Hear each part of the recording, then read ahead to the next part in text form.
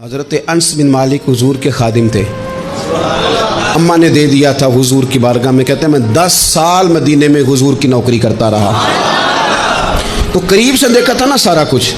بہت ساری احادیث ان سے مروی ہیں, بڑی چیزوں کو دیکھا تھا, تو ہم سیانے ہو گئے, باتیں سمجھ گئے.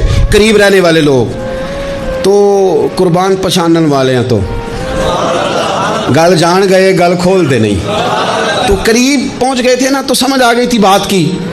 تو ترمذی میں موجود ہے, ایک دن حضور سے پوچھتے ہیں یا رسول اللہ قیامت والے دن آپ کو کہاں تلاش کروں.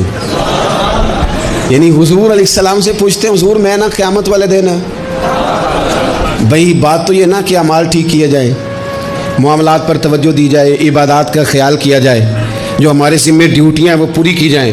تو وہ کہتے ہیں حضور وہ قیامت والے دن کہاں تلاش کروں.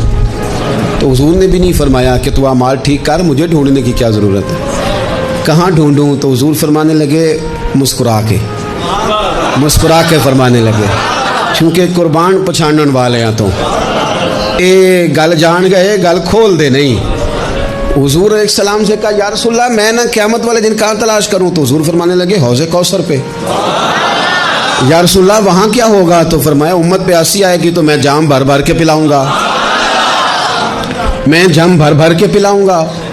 ایسا کہ تیری خیر تیرے میں کدے کی خیر, ایسی پلا کہ جس کا نشہ عمر بھر رہے. اور ایک نے کہا تھا کہ طیبہ سے منگائی جاتی ہے, سینوں میں رچائی جاتی ہے, توحید کی میں پیالوں سے نہیں نظروں سے پلائی جاتی. حضور صلی اللہ علیہ وسلم نے فرمایا حوض کوثر پہ بھی جام پلائیں گے. شانے بڑے تھے حضرت انس, اور بھلا ہمارا کر رہے تھے. یہ حضور سے پوچھ کے نا تو ہمیں ایڈریس بتا رہے ہیں, کیونکہ حدیث روایت کر دی نا تو ہمیں ایڈریس سمجھا دیے, پتے بتا دیے کہاں پہنچنا ہے, ساری جگہ سمجھا دی. چلیں جدید دور آ گیا ہے, انہوں نے لوکیشن بتا دی کہاں کر کے نا کس جگہ جا